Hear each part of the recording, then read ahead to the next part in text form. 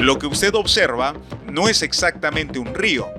En realidad, se trata de la acumulación de aguas residuales que provienen del cuartel Fuerte Inclán, ubicado a un costado del penal de Chayapalca, y a unos pasos encontramos una especie de estanque de aguas residuales cuyo olor es percibido a varios metros de distancia.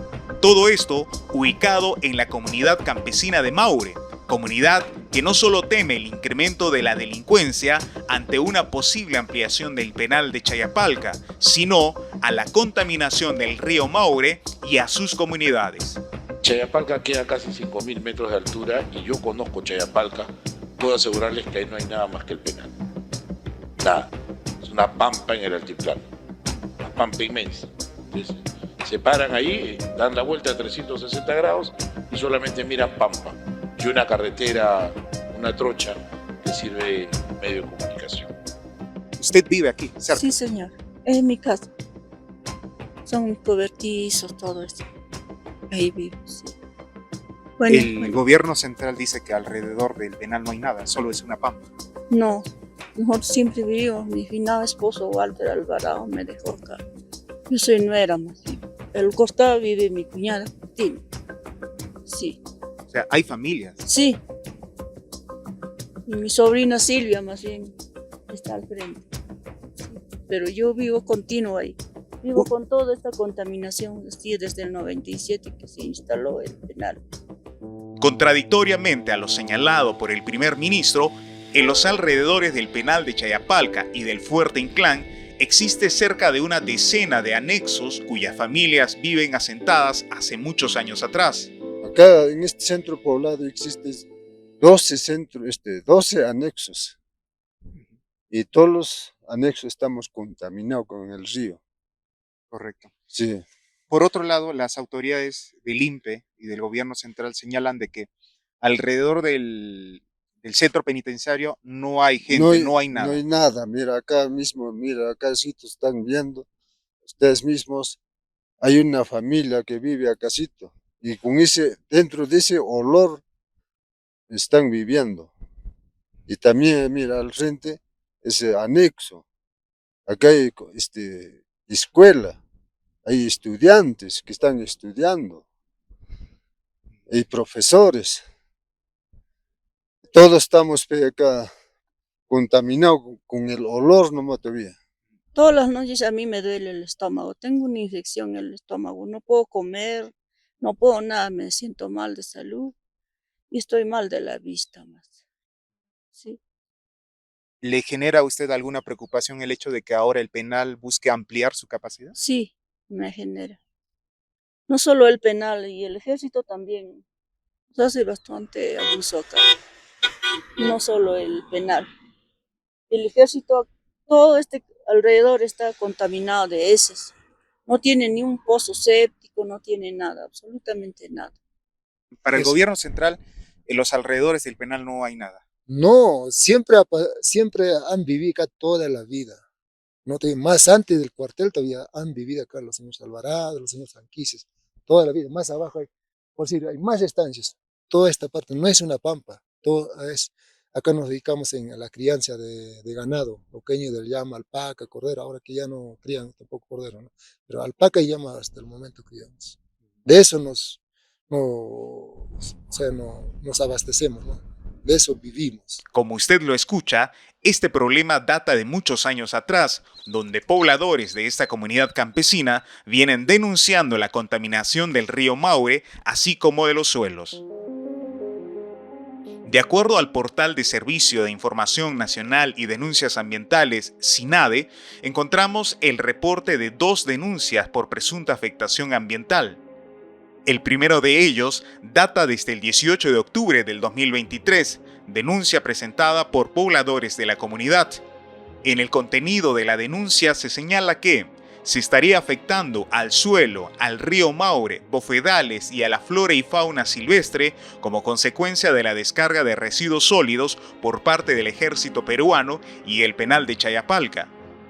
Esta denuncia ambiental indica que se realizan descargas de residuos sólidos en el río Maure, colocando también residuos de desagüe en foja abierta, contaminando el aire para la población que se encuentra a cerca de 100 metros de distancia del sector señalado.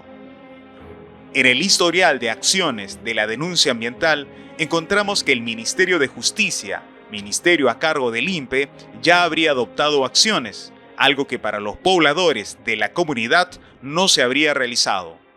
Que tiempo de lluvia todo se rebalsa y se abunda y todo el pasto se le malora acá. Y no, el ganado ya no come ese pasto, entonces se mueren de flaco.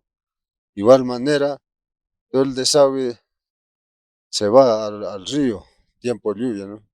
Encima. Anteriormente nosotros pensábamos, cuando se ha creado, no hemos tomado en cuenta, no pensábamos que va a afectar de esta forma, porque últimamente está afectando por lo que es contaminación Río Maure, lo que es contaminación de basura, porque ellos lavan, ya son ya cuartel, lo que es penal, ya bastante personal, y lo que ellos también ya más están contaminando. En la zona, el presidente de la comunidad campesina de Maure nos explica que existen 2 puntos de almacenamiento de aguas residuales. El primero de ellos, los desechos arrojados por el Fuerte Inclán, donde se observa la acumulación de aguas servidas y basura. De acuerdo a los pobladores, en temporada de lluvias, todos estos desechos llegarían hasta el río Maure e incluso en la zona se habría instalado esta tubería con el fin de evacuar las aguas residuales hasta el mismo cauce. Estas son imágenes satelitales donde observamos la cercanía que tienen estas aguas residuales al cauce del río Maure. Y no solamente se evidencia la cercanía, sino también se observa que entre el depósito de aguas servidas y el río existe un canal que, según los pobladores, es utilizado para drenar aguas servidas al río en las temporadas de lluvias. Esto llega a rebalsar, comienza a inundar toda esta zona. Sí. O sea, ¿qué pasa, amigo Richard? O sea, cuando empieza a llover, todo el agua se junta por acá, va a bajar, todo esto se va llenando. Conforme esto se llena, va también de entrar acá, pues, ¿no? Y se llena y por ende ya empieza a rebasar todo. Todo rebosa. O sea, esto es un reclamo constante, ¿no? El segundo punto de almacenamiento de aguas residuales es este estanque de gran tamaño, donde no se observa alguna geomembrana o sistema de aislamiento. De acuerdo a estas imágenes satelitales, observamos que estos pozos se encuentran a pocos metros de viviendas, así como también cerca al cauce del río Maure. Las familias y las comunidades en esta zona señalan de que el agua residual de estas instalaciones no son tratadas, simplemente son almacenadas en silos. Hablan de algún tipo de afectación. ¿Esto podría generar algún tipo de daño? ¿Es necesario algún tipo de evaluación a las personas, a las comunidades que se encuentran en esta zona? Bueno, el daño es potencial. El daño es potencial. La evaluación, considero yo que existe una parte de prevención, ¿no? Y una parte de atención y recuperación. La parte de atención y recuperación le compete a los establecimientos de primer nivel, ¿no? Que son cuando el paciente ya presenta algún signo o síntoma, acude para ser atendido y se le preste una atención médica y su recuperación. Y en cuanto a la prevención, corresponde al hacer el adecuado tratamiento de estas aguas residuales, ¿no? El lugar donde se deposita, ¿no? Y evitar pues la contaminación de las fuentes de agua, ¿no? Que va a usar la población. Quien nos advierte de un potencial daño, ya sea por el consumo o contacto a aguas residuales, es el médico infectólogo tropicalista Raúl Gómez Ortiz, quien nos explica las enfermedades que podría causar estos agentes contaminantes en las personas. Si una persona tiene contacto directo o indirecto, ¿podría presentar alguna sintomatología de forma inmediata? ¿Eso es a posterior, a largo plazo? Dependiendo de la gente, ¿no? Con el que se va a contaminar. Si son bacterianas, pues los periodos de incubación en las bacterias oscilan entre horas, ¿no? A 3-4 días, ¿no? Si son por productos químicos, por ejemplo, ¿no? Esto va a tomar un poco más de tiempo, tal vez meses u años, ¿no? Entonces va a depender de que con qué se contamine. Lo que a mí me compete como médico infectólogo decirte, por ejemplo, ¿no? Una contaminación o una infección por cólera, vas a tener un periodo de incubación que oscila de horas, ¿no? Tal vez 6 horas, un día, ¿no? Para que un paciente empiece a presentar fiebre, diarreas, ¿no? Con potencial mortalidad, ¿no? En el caso de leptospira, tal vez sea un poco más prolongado, unos 3 días, ¿no? Horas a 3 días. El paciente puede presentarse solo febril, pero también puede llegar a desarrollar muerte, ¿no? Si es que no recibe un tratamiento adecuado y oportuno, ¿no? Porque ya no hay ampliación, porque con la ampliación más nos van a afectar, más nos va a contaminar, porque de agua vivimos, el agua es vida. Entonces muchos también con este río Maure riegan ojedales y está afectando también lo que es Camedo sudamericano. Están muriendo, están abortando, están volviéndose estériles, porque a mí me consta, porque yo he bebido. Y ya no paren en los alpaques ni las algas. El río ya está pelado, no tiene ya algas de lo que se alimentaba nuestro ganado. Yo antes por eso yo tenía llama, entonces de lo cual se alimentaba. Acá del señor alcalde también. Entonces ahora lo que me dice que acá el señor alcalde ya está sufriendo por la esterilización, o sea, están volviéndose estériles, ¿no? Entonces ya no paren, ya, o sea que ya no sirve criar ya, pues. Entonces de esa manera ya le están terminando. En nuestra visita a la comunidad de Maure, encontramos al presidente de la Comisión de Recursos Naturales del Consejo Regional de Tacna. Hablamos del consejero Juan Ramos Arucutipa, quien muestra su preocupación por la instalación de estos pozos. Hemos podido apreciar, hay 2 pozos. Una, la que está cerca al cerco, y la otra que está alejada aproximadamente más de 50 metros. Y esto, en el momento de que se colapse, prácticamente ingresaría al río Maure. Y se nota claramente, inclusive hay un puente de ingreso. Y eso es realmente muy grave. Y esto, donde el gobierno nacional ahora pretende ampliar el penal de Chayapalca, definitivamente mayor cantidad de personas que van a estar y va a haber descarga pues mayor. Por otro lado, en la actualidad se calcula que en el penal de Chayapalca se encuentran recluidos más de 220 presidiarios, sumado a ello el personal del INPE, generando día a día un mayor volumen de los residuos sólidos que son arrojados sin ningún tipo de tratamiento. La fotografía que usted observa muestra las toneladas de basura que fueron acumulando con el pasar de los años. Estos residuos sólidos son dispuestos en un área que se ubica aproximadamente a 1 kilómetro del mismo centro penitenciario, pero que sale de la jurisdicción de Tacna, se encuentra dentro de la jurisdicción de Puno. Es un área degradada, un botadero de aproximadamente 120 metros cuadrados, donde se vienen disponiendo actualmente los residuos del centro penitenciario Chayapalca. El pasado 17 de octubre, el personal del Organismo de Evaluación y Fiscalización Ambiental, OEFA, participó en una visita de fiscalización al botadero de residuos sólidos que opera el penal de Chayapalca. Ha sido el mismo encargado del centro penitenciario que nos ha confirmado que hace aproximadamente 8 años ellos vienen disponiendo estos residuos sólidos en dicha área, ¿no? La cual no estaba registrada en nuestro inventario, por lo que nosotros hemos procedido a levantar una ficha técnica donde se registra toda la información de cómo es la disposición de estos residuos y las coordenadas donde se ubica dicho botadero. Con esa información nosotros como entidad se procede a registrar justamente el botadero en un inventario nacional que lo administra el OEFA. ¿El botadero, para ser utilizado como tal, necesita algún tipo de licencia, autorización? Todo botadero es ilegal. Aquellas justamente áreas degradadas que no se encuentran en el inventario, en el marco de nuestras funciones procedemos a ser comunicadas a Procuraduría, ¿no? Entonces la Oficina Concentrada de Tacna ha remitido también información a la Coordinación de Residuos Sólidos de nuestra entidad para que sea analizada y remitida posteriormente a Procuraduría. Esto significa que el INPE viene arrojando los residuos sólidos del penal sin ningún tipo de autorización por más de 8 años.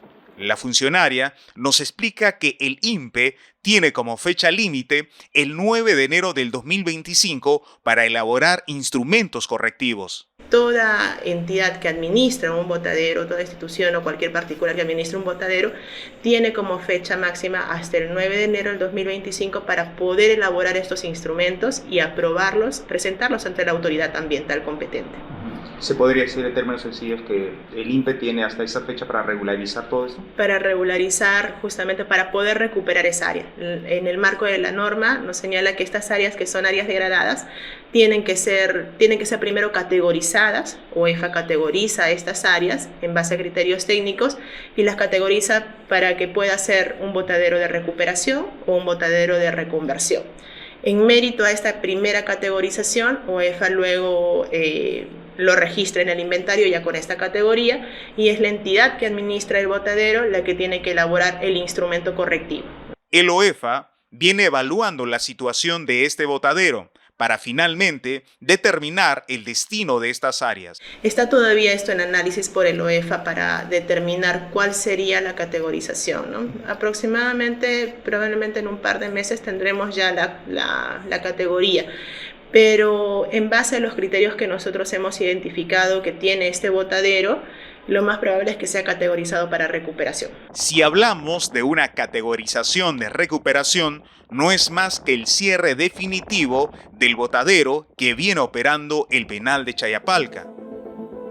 Como lo habíamos señalado, en el portal de Servicio de Información Nacional y Denuncias Ambientales, SINADE, encontramos 2 reportes de denuncia ambiental.